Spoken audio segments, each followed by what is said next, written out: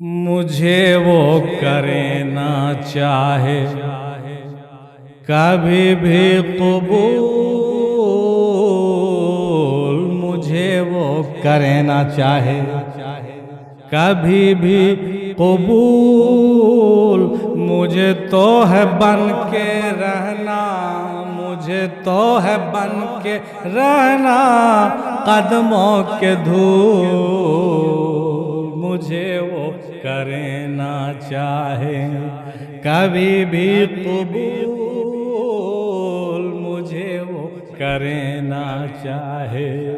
کبھی بھی قبول، مجھے تو ہے بن کے رہنا،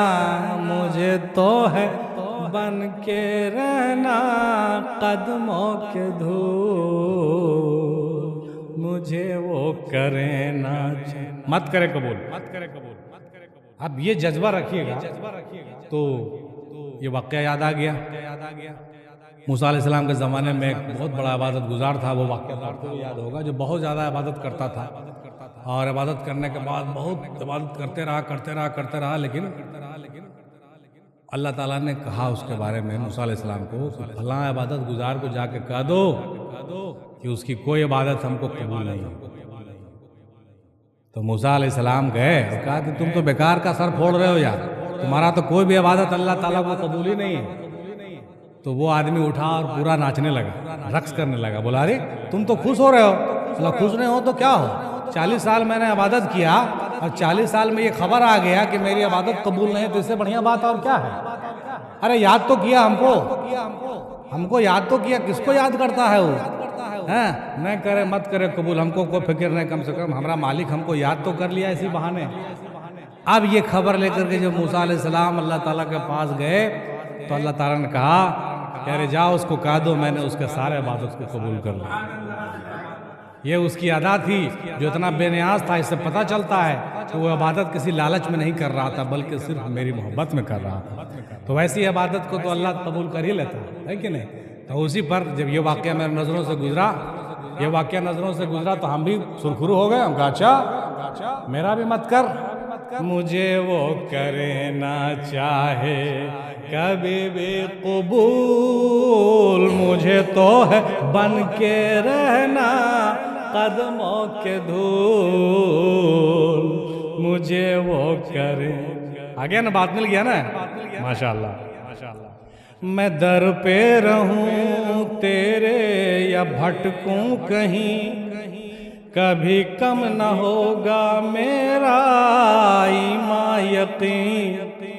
غور فرمائیے گا، میں در پہ رہوں تیرے یا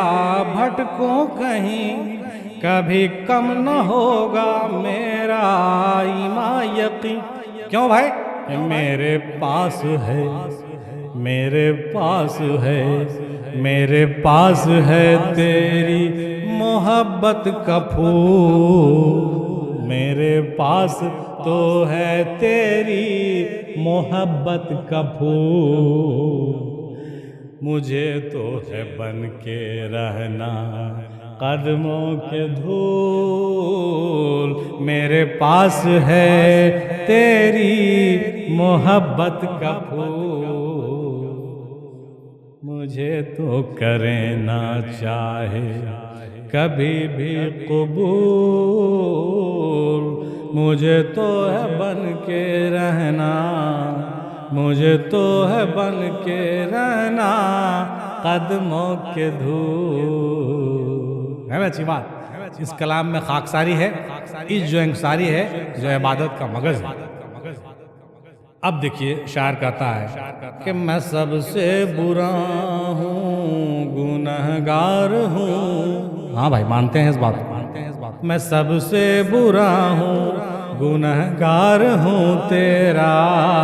مگر یہ بتا دل فدا کس پہ ہے میرا، مگر یہ بتا دل فدا کس پہ ہے میرا، میں کچھ بھی نہ جانوں، میں کچھ بھی نہ جانوں، میں کچھ بھی نہ جانوں، میں کچھ بھی نہ جانوں، باتیں میں کچھ بھی نہ باتیں جانوں اجول فجول، مجھے تو ہے بن کے رہنا قدموں کے دھول، میں کچھ بھی نہ جانوں باتیں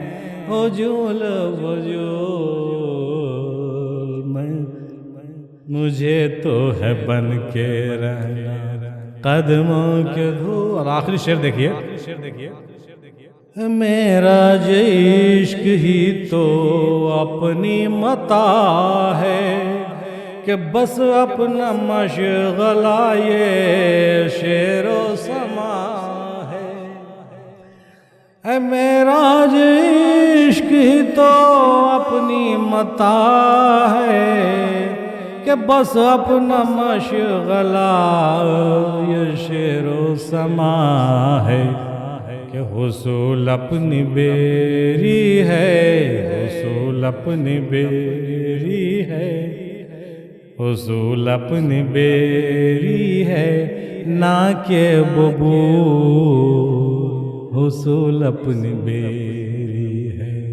نہ کہ ببول، مجھے تو ہے بن کے رہنا قدموں کے دھول۔ بیری اور ببول پر بات نکل گئی تو کہا دیتے ہیں دو درخت کا نام ہے، بیری کے درخت میں بھی کانٹا ہوتا ہے اور ببول کے درخت میں بھی کانٹا ہوتا ہے، لیکن دونوں میں بہت فرق ہے۔ ببول میں پھل نہیں ہوتا ہے اور بیری میں پھل ہوتا ہے۔ ببول کو تعبیر صوفیاء اکرام اولیاء اکرام نے اس دنیاوی لذت سے دیا ہے، اس ببول کو ہے نا، اور بیری کو تعبیر حشر سے کیا، بیری سے تعبیر حشر سے کیا۔ اللہ والے لوگ بیری کے پرستار ہیں، ہے نا، اسی لیے رسول پاک صلی اللہ تعالی علیہ وسلم نے وہ بیری کے درخت کے نیچے بیعت کیا تھا، ہے نا، اور سدرہ جو ہے سدرۃ المنتہا پر بھی ایک بیری کا درخت، بیر کا درخت جس کے پھل بہت بڑے بڑے، تو اس سے تعبیر کیا جاتا ہے کہ بیری کا درخت اور ببول کا درخت میں بہت فرق ہے، اسی لیے یہاں پر کہا گیا ہے کہ حصول اپنی بیری ہے نہ کہ ببول۔ اب آیا سمجھ میں؟ حصول اپنی بیری ہے نہ کہ ببول، مجھے وہ کرے نہ چاہے کبھی بھی قبول، مجھے تو ہے بن کے رہنا قدموں کے دھول۔